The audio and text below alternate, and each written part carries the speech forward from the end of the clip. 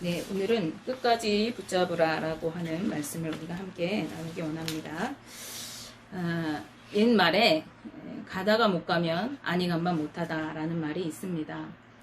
어떤 일을 시작했다가 중간에 중지하면 시작하지 않은 것보다 못하다는 말인데요. 물론 오늘날에는 시대가 바뀌어가지고 가다가 못 가면 간 만큼 이익이다 이런 말로 바꾸어 말하기도 한다고 합니다.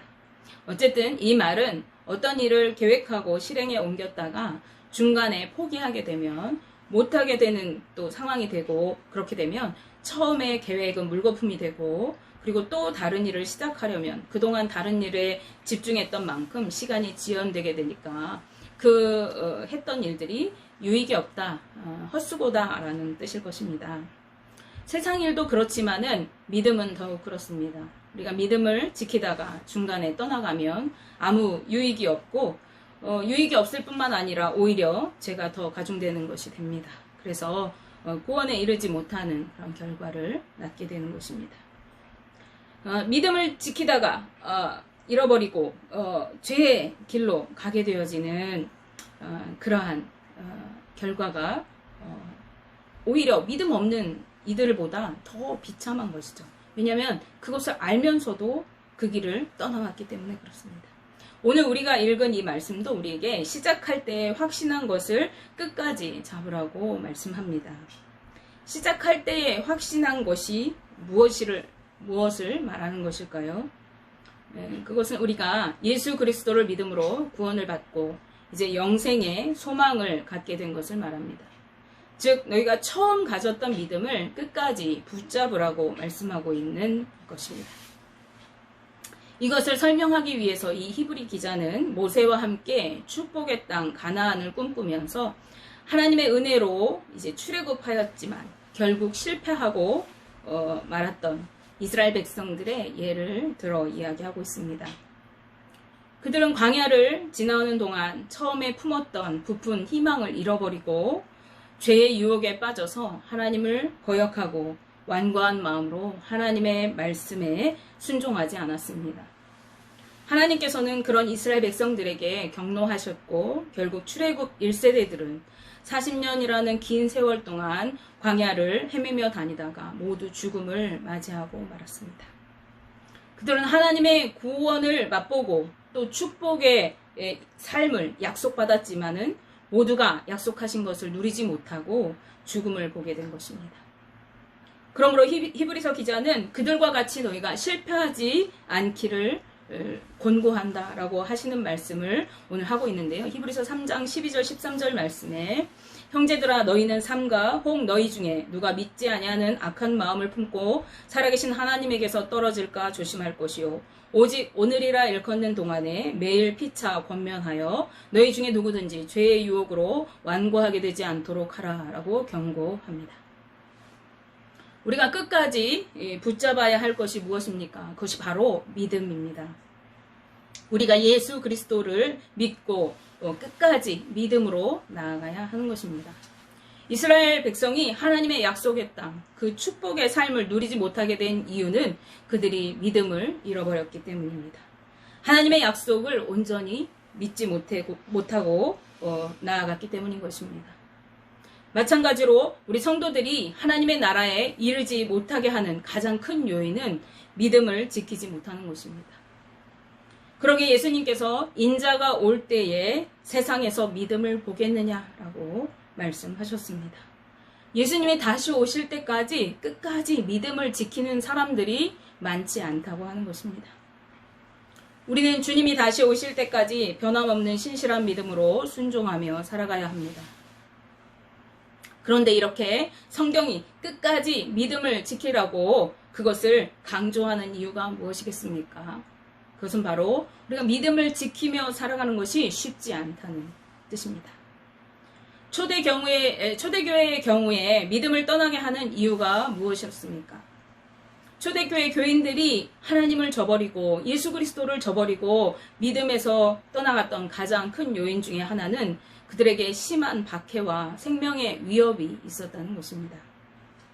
예수 그리스도를 믿는다는 이유로 많은 이들이 사자들의 먹이로 던져지고 십자가에 달려 죽음을 맞이하고 옥에 갇히고 끊임없이 매를 맞았습니다. 돌에 맞아 죽었습니다. 기존 교회들에서 출교를 당하고 민족 구성원으로부터 배척을 당하였습니다. 이러한 상황은 성도들로 하여금 예수 그리스도를 떠나거나 박해를 피해서 피난의 생활을 하게 하였습니다. 실제로 성경에는 박해를 피해서 이방으로 흩어진 사도들과 성도들에 관한 기록이 있습니다. 그리고 그로 인해서 복음이 이방으로 더욱 확대되고 전파되게 되는 그러한 기록들이 성경에 있음을 우리가 볼 수 있습니다. 또 초대교회 초대교회 성도들이 예수님을 부인하고 떠나갈 수밖에 없었던, 믿음을 저버릴 수밖에 없었던 요인으로는 세상의 문화를 쫓아 살아가려고 하는 마음입니다. 세상의 문화는 어떤 문화인가요? 풍요와 향락을 쫓아 살아가는 문화입니다. 자신이 보기에 좋은 대로 살아가고 자유분방해 보이는 문화입니다. 자신의 유익을 위해 살아가면서 부와 권력과 명예를 지향하며 살아가는 것이 세상의 문화인 것이죠. 이러한 삶은 말씀에 따라서 나누고 베풀고 살아가는 삶, 향락과 정욕을 따라 살지 않도록 하는 기독교 문화와는 상반되는 것이고, 성도들의 눈에 그 세상의 문화가 훨씬 좋아 보이고 그럴듯해 보이고 그러한 문화인 것이죠. 그리고 이런 유혹은요, 성도들로 하여금 믿음을 저버리게 하기에 아주 쉬운 요소 중에 하나인 것입니다. 더욱이 그 세상의 맛을 보았다면 더욱 그렇습니다. 대부분의 사람들이 물질의 풍요를 어느 순간 일확천금이 이루어지고 쾌락적이고, 또 그 물질로 인하여서 자기가 누려질 수 있는 삶이 많아지고, 또 사람들이 그 부함과 권력을 통해서 자신을 우러러보는 우월적인 삶을 살았을 때, 그 삶이 주는 정욕적인 삶을 맛보았을 때 다시 그 삶을 버리고 자기가 주어진 삶에 있는 것에 만족하고 자족하면서 나누고 베풀고 다른 사람을 섬겨주고 겸손하게 절제하며 살아가는 삶을 다시 회개해서 돌아가기는 쉽지 않습니다. 역사의 흐름 속에서 자유주의를 외치면서 기독교 문화에서 벗어나서 인간의 의지적으로 살아가려는 많은 시도들이 있었음을 우리는 알 수가 있어요. 르네상스 문화나 인본주의가 대표적이라고 할 수 있겠습니다. 수많은 철학 문화들이 또한 그러한 것을 꿈꿨습니다. 그 중에 대표적인 것이 성경에 기록되기도 하였던 스토아 학파인데요. 이들은 쾌락적인 삶을 추구하고 그것을 강조하였습니다. 이러한 가능성을 우리는 바울을 통해서 검증하여 알 수가 있습니다. 바울은 디모데에게 편지하면서 자신과 함께 복음의 동역자였지만 세상을 너무나도 사랑해서 자신을 버리고 떠나간 데마를 언급하고 있습니다. 이처럼 우리 성도들이 하나님을 저버리는 이유 중에 가장 대표적인 한 가지는 세상을 사랑하고 또 돈을 사랑하는 세상의 문화를 따라 살아가는 것입니다. 이런 삶을 사랑하는 사람들은 하나님의 말씀보다 세상의 소리에 더욱 귀를 기울입니다. 하나님보다는 사람들의 시선을 더욱 의식합니다. 하나님을 두려워하지 않으면서 세상 사람들이 어떻게 나를 생각할까, 세상 사람들에게 내가 외면을 당하고 무시당하면 어떡할까를 먼저 생각하고 그것을 두려워하면서 살아갑니다. 이러한 삶을 살아갔던 대표적인 인물이 있습니다. 그 사람은 바로 이스라엘의 초대 왕이었던 사울이 있습니다. 그는 하나님 보시기에 온유하고 겸손한 자였습니다. 다윗보다도 가장 먼저 하나님의 선택을 받아서 이스라엘의 왕으로 세워졌습니다. 그러나 권력과 풍부의 맛을 알게 되면서 사울은 하나님의 말씀을 따르지 않고 사람들의 반응과 백성들의 아우성에 더 귀를 기울였습니다. 하나님의 법을 따르지 않고 백성들의 목소리를 따라서 제멋대로 행동하고 제사도 제멋대로 드렸습니다. 하나님의 영광을 나타내는 대신에 자신의 영광을 더욱 높이기 위해서 공적비들을 세웠습니다. 사람들의 시선에 주목하며 자신이 백성들에게 무시받지 않도록 그를 책망하는 사무엘에게 자신의 체면을 세워줄 것을 간곡히 부탁하며 그의 옷자락을 붙들고 매달렸습니다. 하나님께 선택받았을 때에 신실하고 온유하고 겸손한 마음은 이제 사울에게 온데간데 없이 사라졌습니다. 그런 사울은 어떻게 되었습니까? 그는 하나님께 버림을 받고 평생에 자신의 충신이었고 사위이기도 했던 다윗을 두려워하면서 그를 죽이려고 쫓아다니는데 온 인생을 허비하였습니다. 그런가 하면 마지막으로 우리의 믿음을 잃어버리게 하는 요소가 있습니다. 그것이 무엇인가 하면 하나님을 온전히 믿지 못하고 의심하는 것입니다. 하나님의 말씀을 믿고 붙드는 대신에 자신의 생각에 집중하는 것입니다. 아담과 하와가 하나님의 말씀을 거역한 이유가 무엇입니까? 사단이 그들에게 의심의 마음을 집어넣었기 때문입니다. 선악을 알게 하는 나무의 열매를 먹으면 정말로 죽는 것이 확실하냐?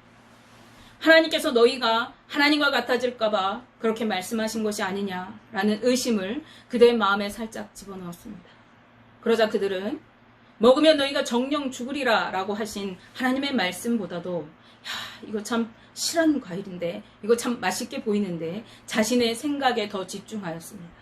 그리고 하나님께서 절대 먹지 말라고 금하신 그 선악과를 먹어버리고 말았습니다. 성경에 수많은 하나님의 책망을 듣는 인물들을 잘 살펴보면 그들이 자신의 생각과 세상의 소리에 귀를 기울이고 집중하는 것을 알 수가 있습니다. 그래서 이런 사람들이 자주 하는 말은 내 생각에는, 내가 보기에는, 백성들이 말하기를 그들의 말을 따라 라고 하는 표현들이 자주 등장합니다. 하나님의 말씀을 따라갔거나 하나님께 물었다는 이야기가 그들에게는 없습니다. 이스라엘 백성들이 믿음을 잃어버리고 실패한 이유도 마찬가지입니다. 출애굽기 1세대들은 하나님의 임재와 수많은 능력을 경험하고도 하나님을 온전히 믿지 못하고 어려운 상황이 놓일 때마다 우리 생각에는 하면서 계속 하나님을 그리고 모세와 아론을 불평했습니다. 우리 생각에는 애굽에 그냥 있는 것이 좋았겠다. 우리가 생각하기에 이 모세는 어떻게 되었는지 모르겠다. 우리가 생각하기에는 예전에 죽는 것이 지금 죽는 것보다 더 나았겠다. 그들은 계속 자신들의 생각과 방법으로 맞닥뜨리는 위기 때마다 그것을 해석하고 상황을 바라보면서 하나님의 진노를 샀습니다. 그리고 결정적으로 그들이 40년 동안 광야에서 방황하면서 죽음을 맞게 되는 계기가 무엇이었습니까? 바로 그들이 가나안 땅에 정탐꾼을 보냈던 사건입니다. 광야길을 지나온 이스라엘 백성들은 아모리 족속에 거주하는 가데스 바네아에 진을 쳤습니다. 그때에 이스라엘 백성들은 12명의 정탐꾼들을 세워서 가나안 땅을 정탐하고 오도록 지시하였습니다. 정탐꾼들이 40일 동안 그 땅을 둘러보고 그 땅에 있는 포도나무, 무화과 나무를 과실을, 그 열매를 거두어 가지고 백성들에게 돌아옵니다. 그리고 이제 정탐꾼들이 흥분하면서 그 정탐한 내용을 보고합니다. 야, 그 땅은 정말 젖과 꿀이 흐르는 땅입니다. 비옥한 땅입니다. 이 과일들을 좀 보십시오. 그 땅에서 이렇게 풍성한 열매들이 맺힙니다. 그러나 그 땅에는요, 높은 성곽과 견고한 성들이 가득하였습니다. 거기에다가 거인인 안악 자손이 그 땅에 아주 많이 살고 있습니다. 우리가 보니까요, 우리는 그들보다 숫자도 적습니다. 무기도 미흡합니다. 그래서 우리가 보니까 우리 스스로가 그들 앞에서 너무 메뚜기 떼처럼 보잘것없어 보입니다. 아마 그들이 보기에도 그렇게 보일 것이 분명합니다. 이런 보고를 들은 이스라엘 백성들은요, 밤새도록 통곡하면서 모세와 아론에게 이렇게 불평합니다. 애굽에서 죽었거나 우리가 오는 광야길에서 죽었으면 오히려 좋았겠다. 이 사건으로 이들은 광야에서 40년을 더 방황하게 되고 출애굽 1세대들이 모두 죽음을 맞이하게 됩니다. 이들은 하나님의 약속을 의심 없이 믿으면서 가나안 땅에 들어가야만 했습니다. 어떻게 그 땅에 들어가야 할지, 어디로 가야 할지 그들은 하나님께 물어야 했습니다. 그러나 이스라엘 백성들은 자신들의 생각에 그 땅을 잘 파악하고 어디로 가야 유리한지를 알아보아야 한다고 생각했습니다. 그리고 정탐꾼을 보냈던 것입니다. 신명기 1장 22절 23절 말씀에서 모세는 그때를 회상하며 이렇게 기록하고 있습니다. 너희 하나님 여호와께서 이 땅을 너희 앞에 두셨은즉 너희 조상의 하나님 여호와께서 너희에게 이르신 대로 올라가서 차지하라. 두려워하지 말라 주저하지 말라 한즉 너희가 다 내 앞으로 나와 말하기를 우리가 사람을 우리보다 먼저 보내어 우리를 위하여 그 땅을 정탐하고 어느 길로 올라가야 할 것과 어느 성읍으로 들어가야 할 것을 우리에게 알게 하자 하기에 내가 그 말을 좋게 여겨 너희 중 각 지파에서 한 사람씩 12를 택하매 라고 말씀합니다. 모세는 하나님의 명령을 따라 두려워하거나 주저하지 말고 그 땅을 차지하라고 그들에게 말하였습니다. 그러나 백성들은 우리가 어느 길로 가야 좋을지 어떤 성읍을 먼저 공격해야 할지 먼저 파악하고 가보자 라고 말했다는 것입니다. 이들은 이제까지 자신들을 인도하신 하나님을 온전히 신뢰하지 못하였던 것입니다. 그리고 그러한 제안을 받은 모세는 그것을 수용하였습니다. 사실 이들의 믿음 없음은요, 정탐꾼들의 보고를 듣기 전부터 그들이 정탐꾼을 보낸 행위에서부터 이미 드러난 것입니다. 하나님을 온전히 신뢰하지 못하고 의심하였던 이스라엘 백성들은요, 결국 약속된 축복의 땅을 눈앞에 두고도 경험하지 못했습니다. 다시 고난과 역경의 세월을 돌고 돌며 죽음을 보게 된 것입니다. 오늘 히브리 기자는 초대교회 성도들을 향해서 이스라엘 백성들의 그 실패를 언급하면서 너희가 처음 가졌던 구원의 감격과 천국의 소망을 주를 향한 믿음을 끝까지 견고히 붙잡고 주님의 약속하신 천국을 누리라고 권면하고 있습니다. 이것은 오늘 우리 성도들에게 동일하게 요구되고 있는 그런 권고인 것입니다. 여러분이 구원받으신 것을 믿으십니까? 예수 그리스도를 믿음으로 영생을 소유하게 된 것을 여러분 온전히 믿으십니까? 반드시 다시 오실 것이라고 하는 주님의 약속하신 그 말씀, 내가 너희를 위하여 천국의 거처를 예비하고 반드시 다시 올 것이라고 하신 주님의 그 약속을 여러분 믿으십니까? 여러분 모두가 이 믿음이 있으시기를, 그리고 오늘 그 믿음이 있으시기 때문에 오늘 주님을 예배하는 이 자리에 나오신 줄을 믿습니다. 원하기는 우리 동성교회 성도님들 모두가 그 믿음을, 지금 여러분이 붙들고 있는 그 믿음을 끝까지 붙들고 주님이 다시 오실 그때를 기다리면서 우리 주님 다시 오실 때 주님이 찾으시는 믿음 있는 그 한 사람이 되시고 천국의 영광과 영생의 기쁨을 누리게 되시는 우리 모든 성도님들 되시기를 주님의 이름으로 축복하며